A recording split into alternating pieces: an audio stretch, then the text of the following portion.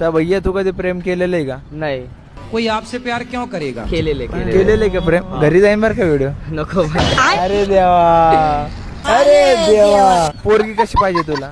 कशी म्हणजे जिवंत पाहिजे फक्त बस. जिवंत आणि सुंदर पाहिजे. अरे वा, आपली मोठी अपेक्षा आहे यार पोरांची. आणखीन बस काय करून पोर लग्न करून लग्न करायचंय का असंच?